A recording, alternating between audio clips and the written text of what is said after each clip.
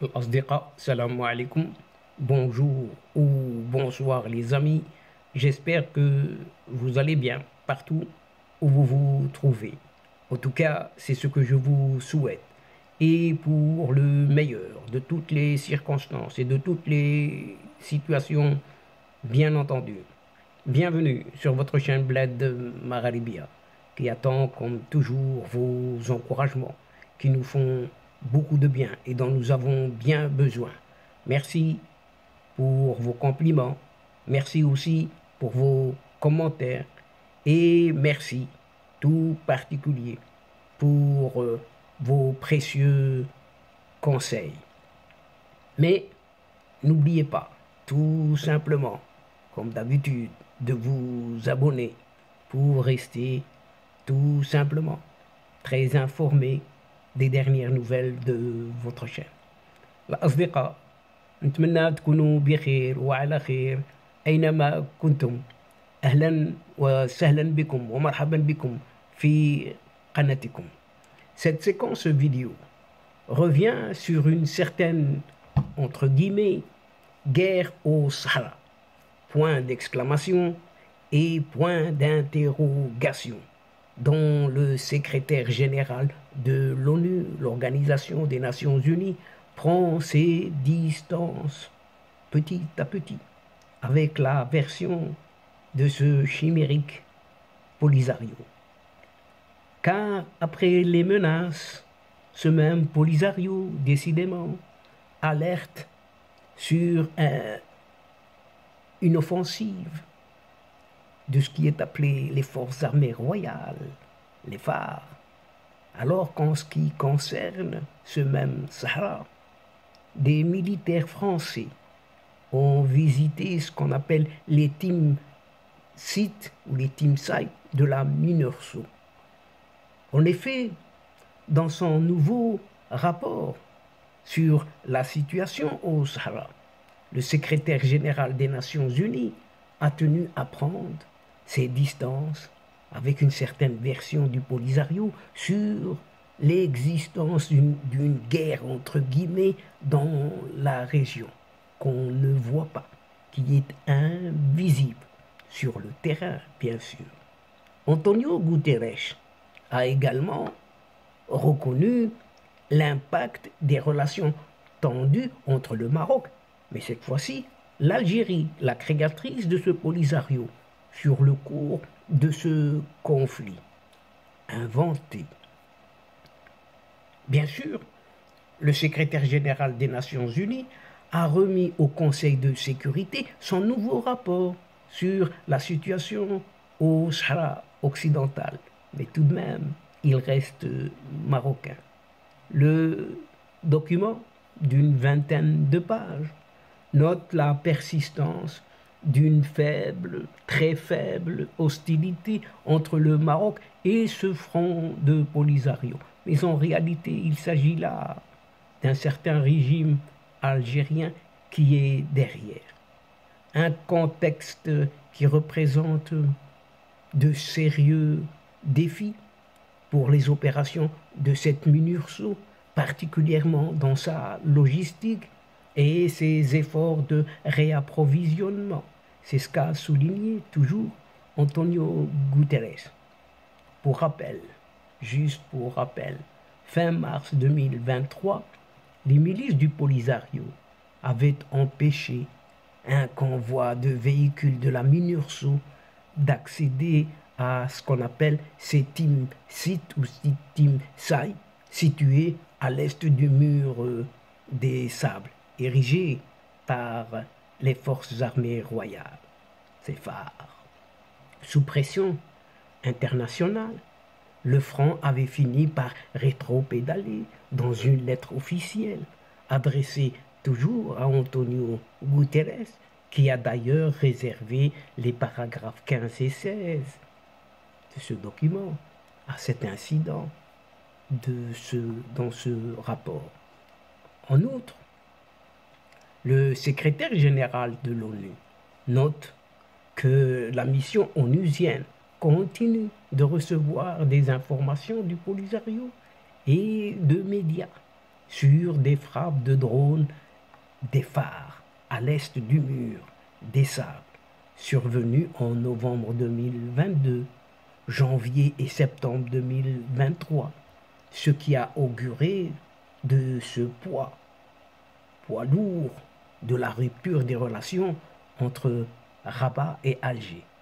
Ce qui veut dire que cette Algérie est totalement impliquée dans ce conflit, quoi que dise ce régime algérien.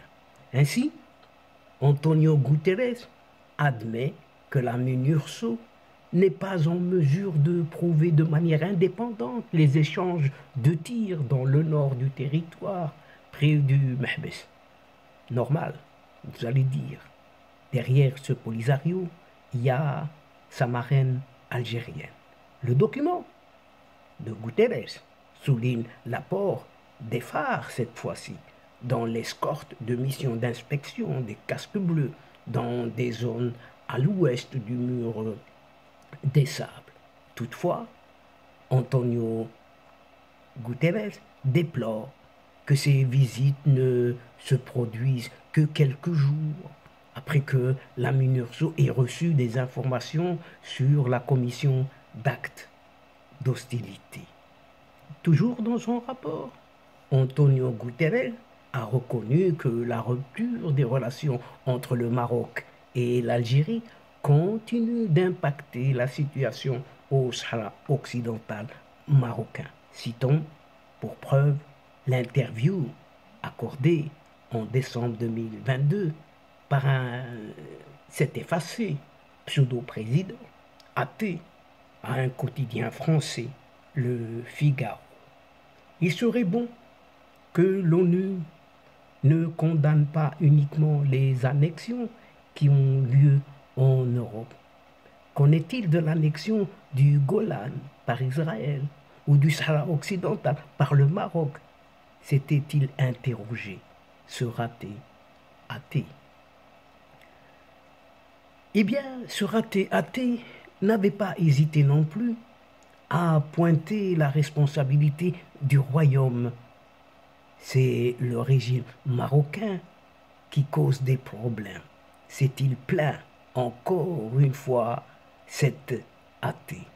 Mais dans son rapport, le secrétaire général de l'ONU a mentionné les consultations informelles menées fin mars dernier par son envoyé personnel au Sahara Atlantique avec toutes les parties concernées par ce différend régional.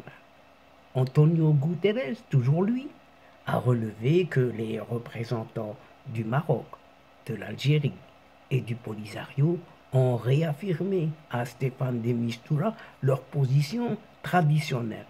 Ça n'a pas bougé d'un iota.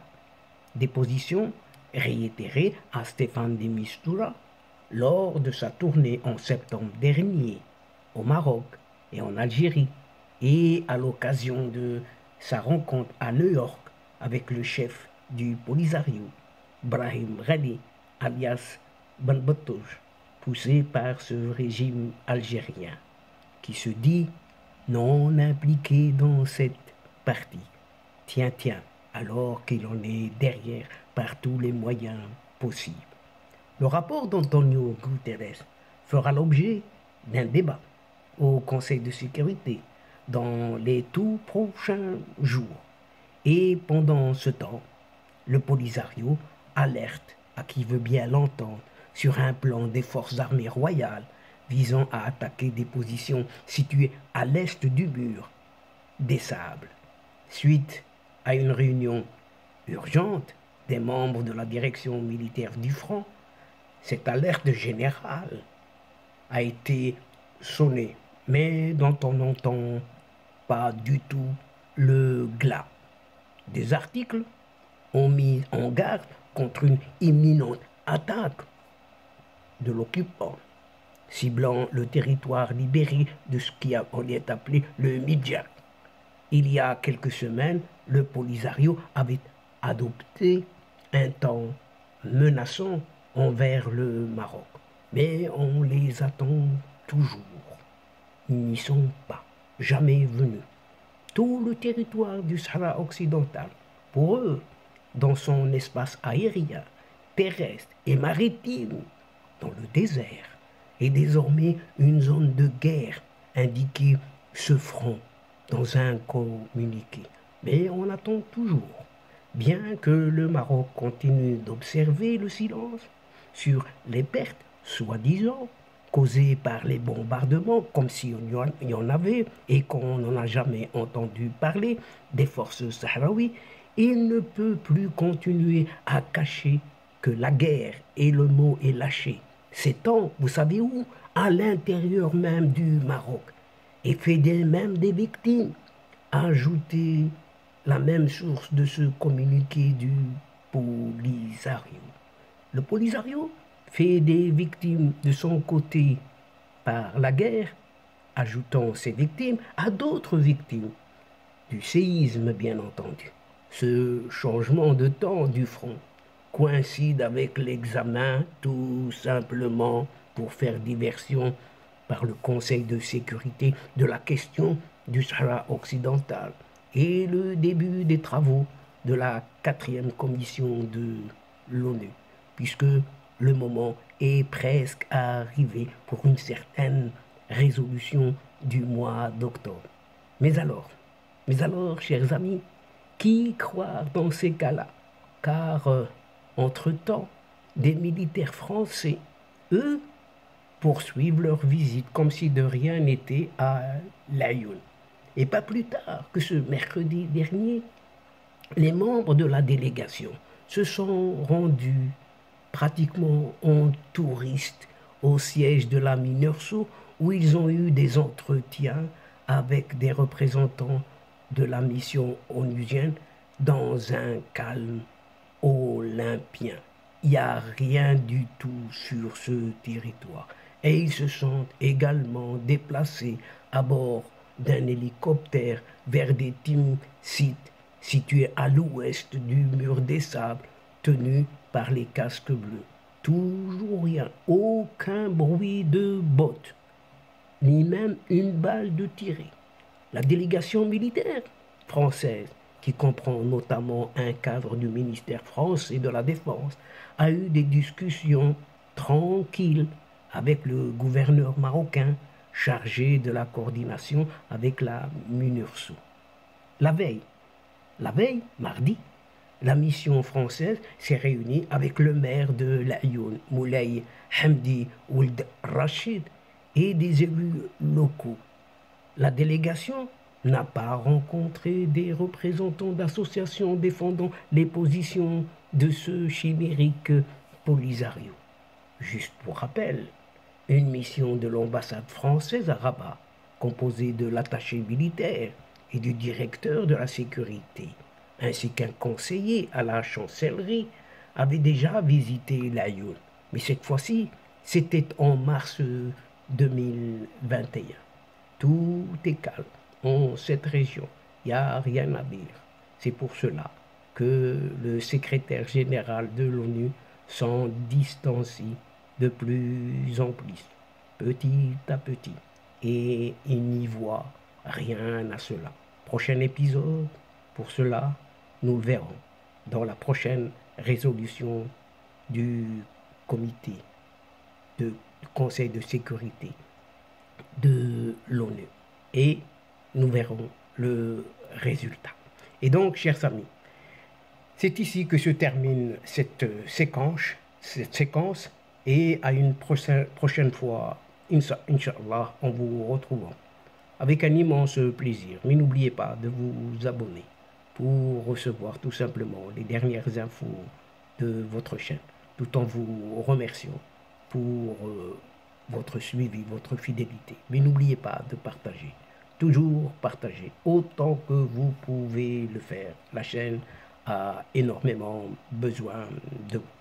الأصدقاء وصلنا إلى نهاية هذه الحلقة، وقبل موعد آخر للمرة القادمة إن شاء الله لا تنسوا الاشتراك لتصلكم الفيديوهات أخرى، ونشكركم على مشاركتكم للمتابعة. Le moment est juste arrivé pour vous dire au revoir les amis et à la prochaine fois Inch'Allah. الأصدقاء السلام عليكم wa rahmatullah wa barakatuh. مع السلامة.